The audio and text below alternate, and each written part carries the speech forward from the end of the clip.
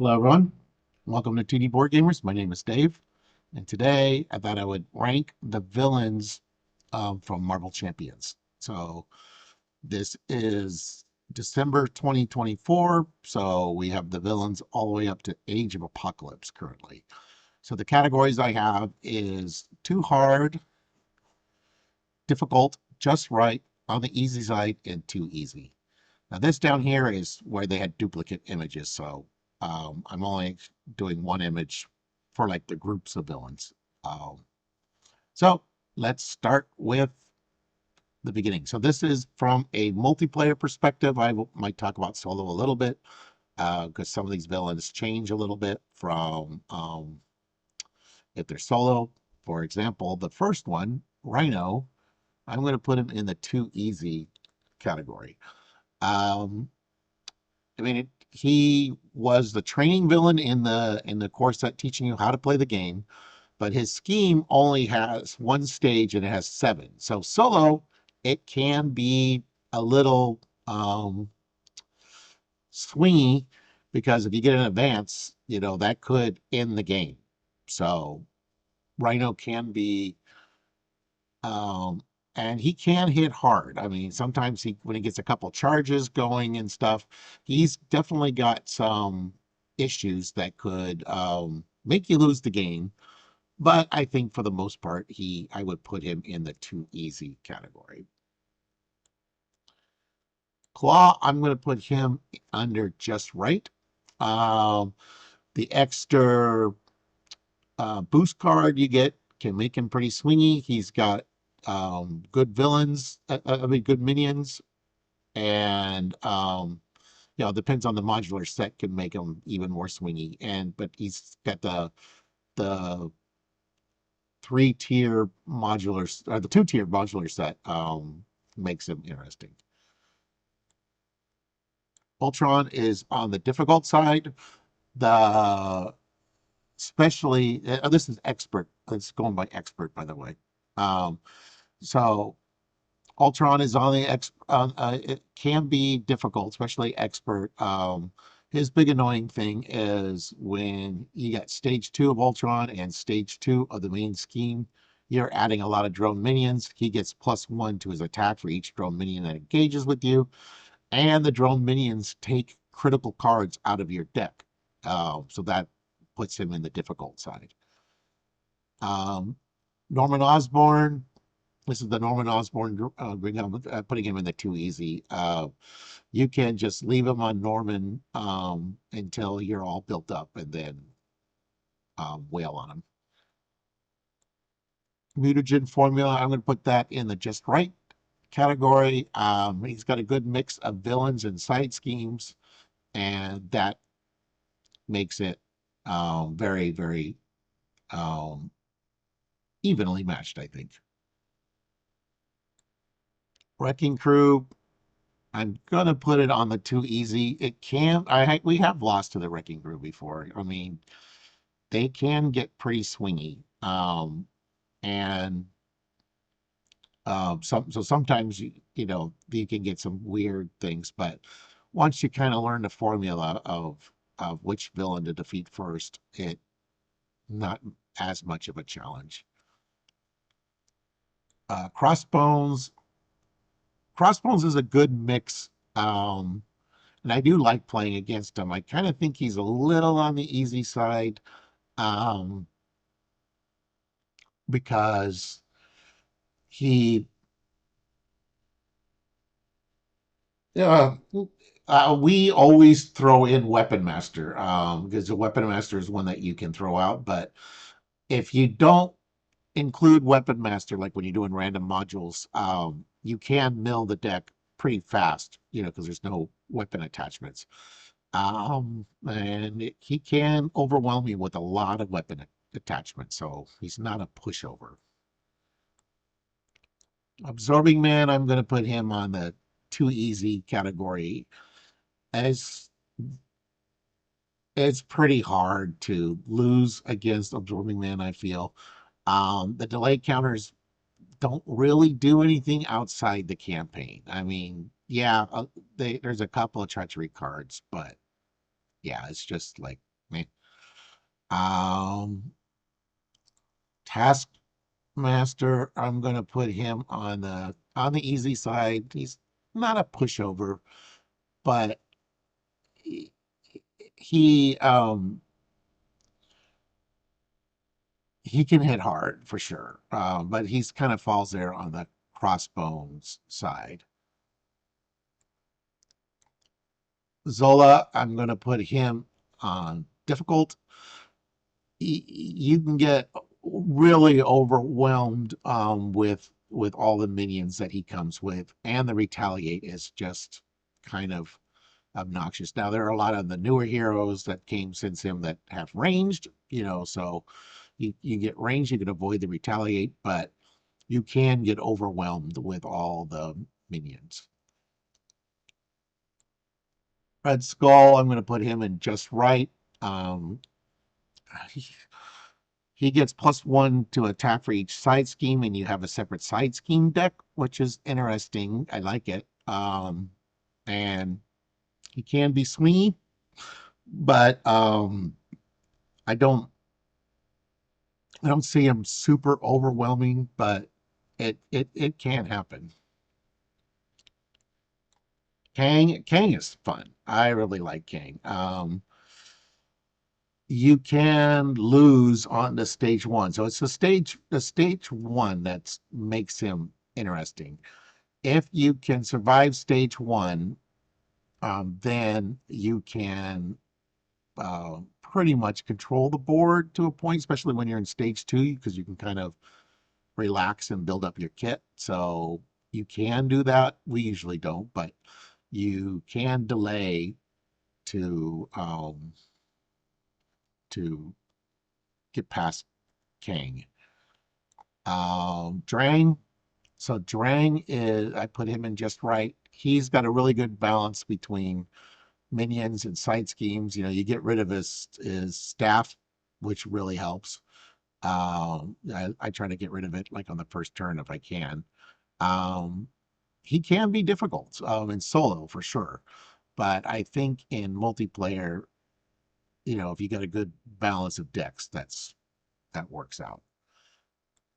Uh, the collector infiltrate the museum. I'm putting him in the too hard.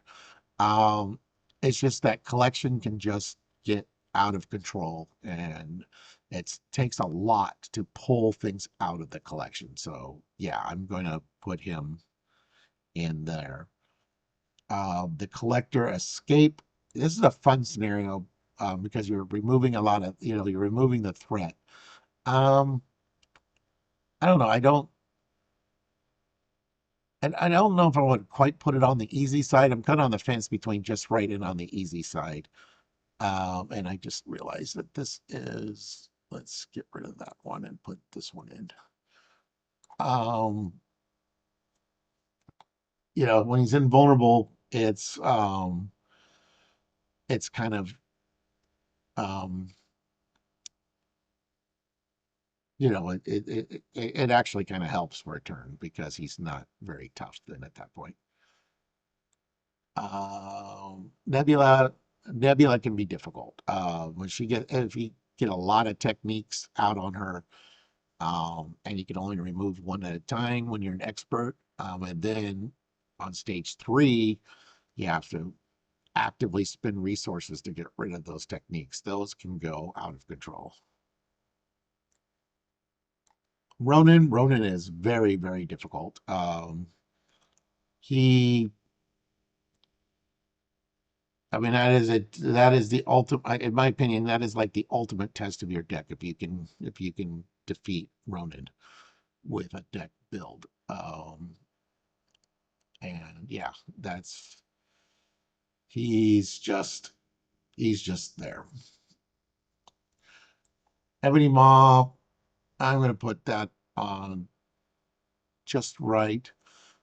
He,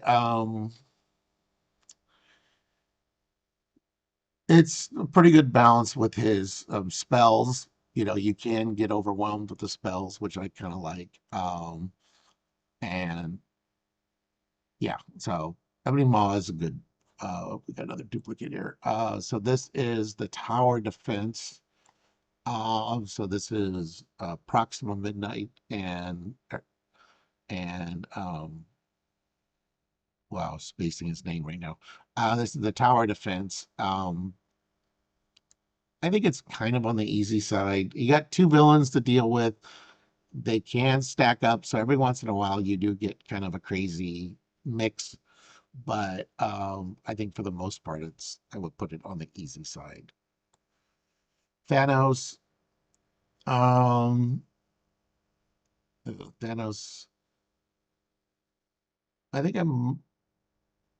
Well, it's the Infinity Gauntlet that makes Thanos tough, and so you can really get overwhelmed with having to deal with the stones and Thanos's attacks and stuff. So um Hela Hela is just right. I mean, again, this is like the Escape the Museum. It's got a story to tell, which is kind of cool. You definitely this can get difficult if you throw a lot of player side schemes in your deck now because she gets bonuses for every side scheme in the victory pile and her side scheme. So that, I mean, it helps Cable when you defeat her side schemes, but if you're going to put a bunch of player side schemes in to beef up Cable, you are going to be in trouble because each one of those gives her a plus one to hit. I think it's plus one attack, plus one scheme, and then she gets a bunch of extra hit points. We got an extra Loki here. I'll throw that there. Loki is definitely difficult. I don't think I would put him in the too hard category. He's kind of, he can get too hard sometimes.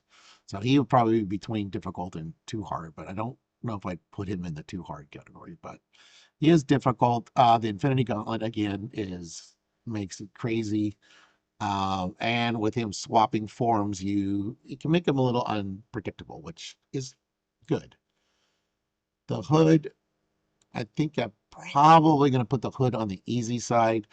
Um, the but he's really fun because it's a good chance to play with a bunch of different modules, which is nice. And you don't know what you're going to get, especially if you go beyond the 9 modules that came in his kit. Um, then he's a lot of fun.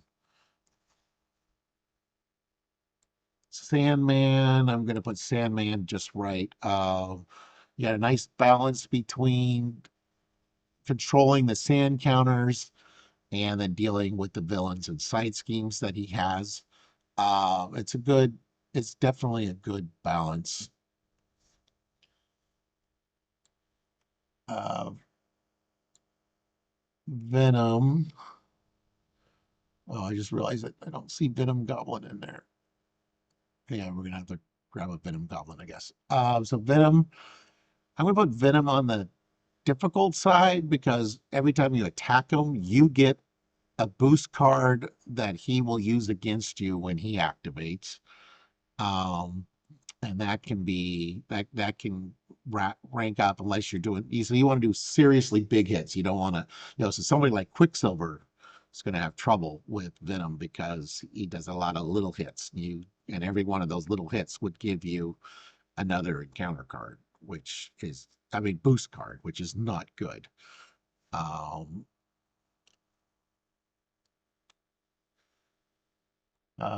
Mysterio, I'm gonna put Mysterio difficult as well. He shuffling the encounter cards into your deck can be bad.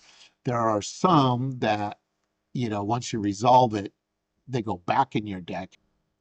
And so there's some of those cards that are just gonna, when you get to the bottom of your deck, you're going to be um,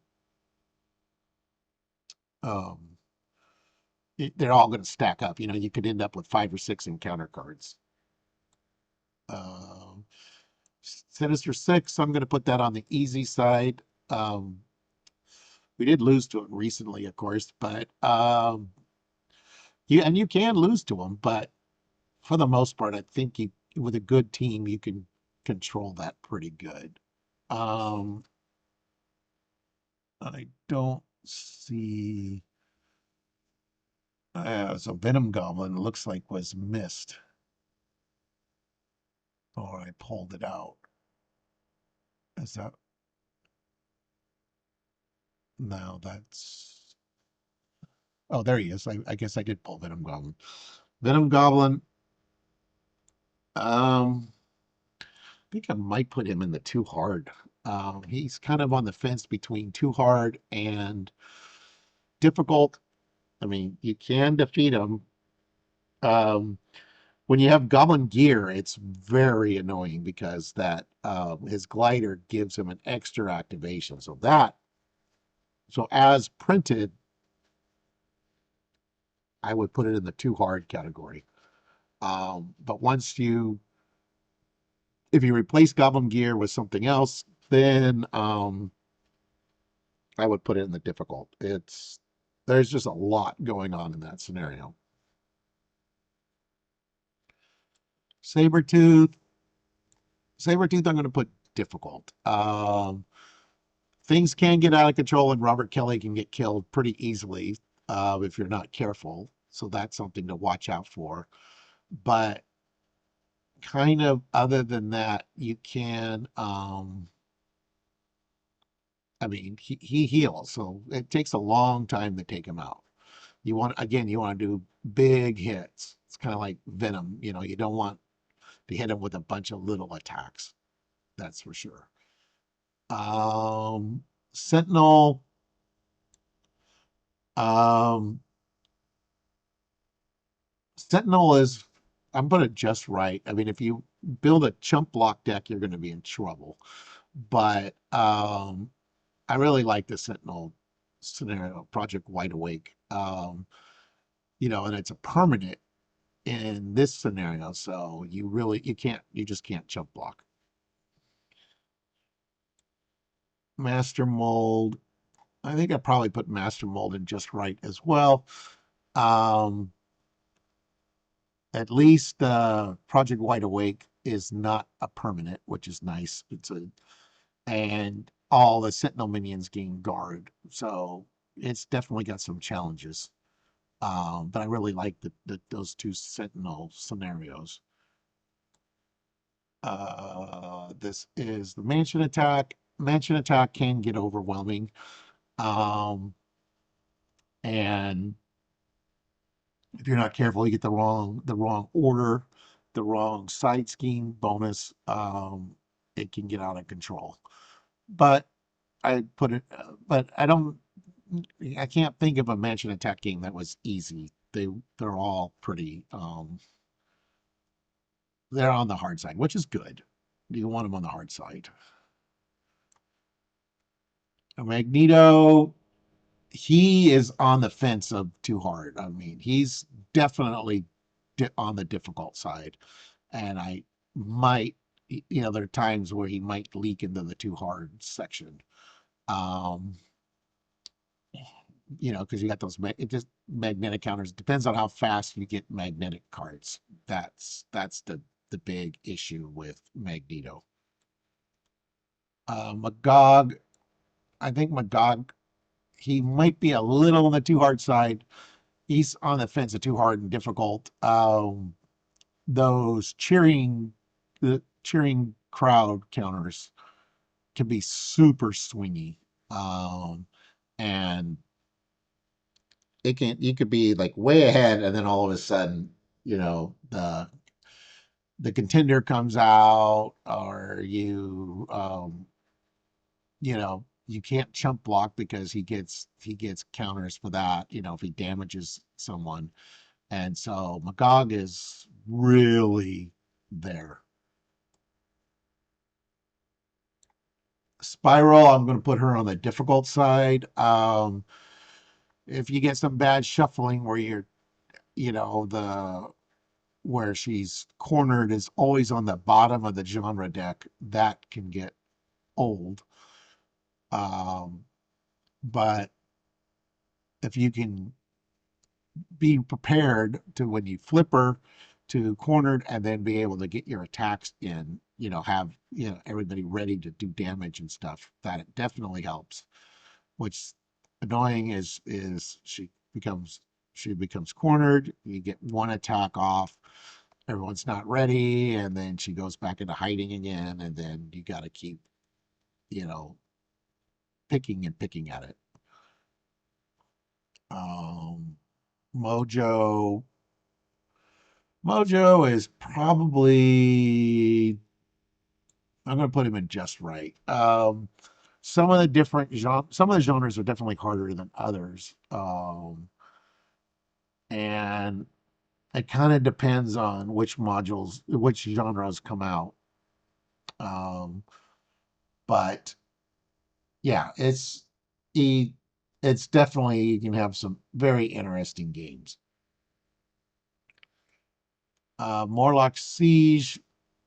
Morlock Siege with the Marauders.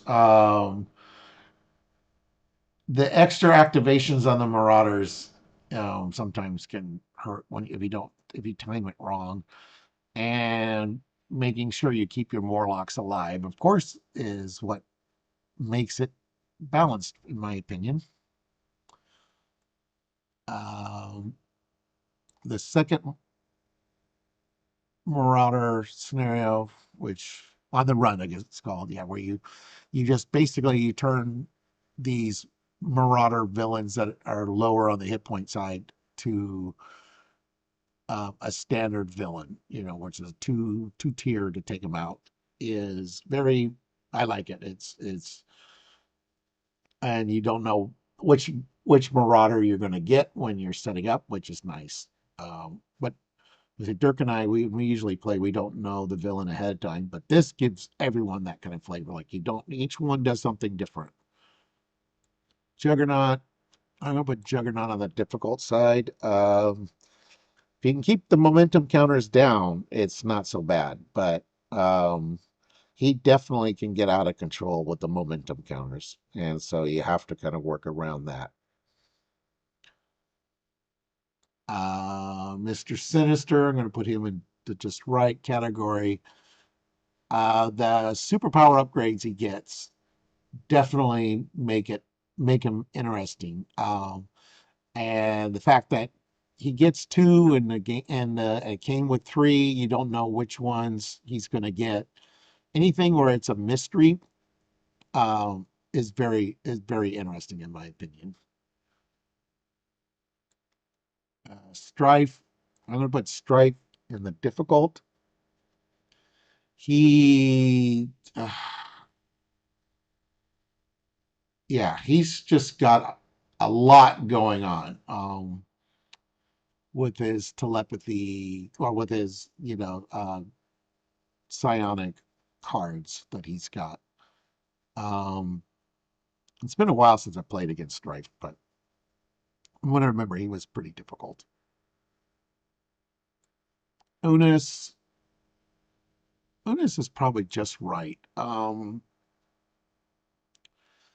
You do have to keep the gene pool under control, or it's just going to, because it affects him and it affects the infinites that come out. So that you do have to watch for very carefully. Um,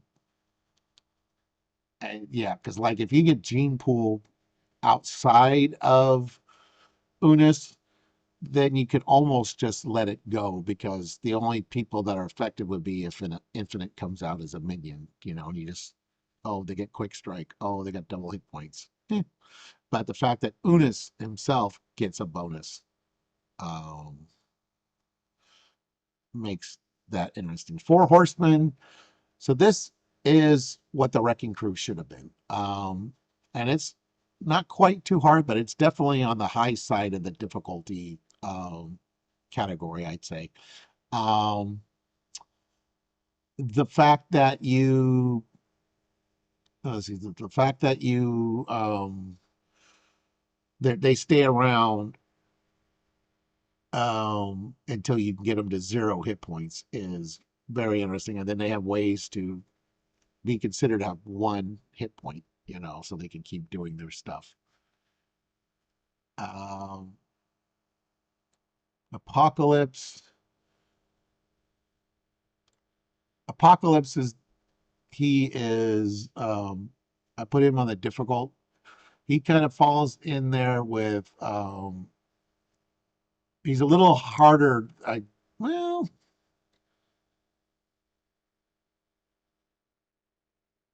yeah, because he's kind of in this, he's got the same thing going as the collector um or the collector escape and Hella, where you've got a series of side schemes that you have to go through to knock them down, and you got the prelates, so that definitely makes them difficult. I don't think it's too hard, but it's definitely on the harder side, I'd say. Dark Beast. Dark Beast is he's pretty good. He's not quite just right. Sometimes I think Dark Beast is just a little easy. The mystery as far as the like where you're going to go. If you're going to go on the blue side of the moon, or you're going to go on to the um you might go to Genosha, or so that's definitely interesting. And he's probably on the crust of being just right. Well, I think I'm going to put him on just right because he's a little tougher than Crossbones and then those guys. Um, and then in Sabanur, um, uh, I definitely like the fact that he is a size changing. He might be. I could argue if he was on the difficult side. I don't know. I really like Insabanur, but it is definitely it's definitely a challenge. Let's put him in difficult. We'll put him up in difficult, I think, because it definitely can be a challenge. So, but I'd say it's on the fence between difficult and just right.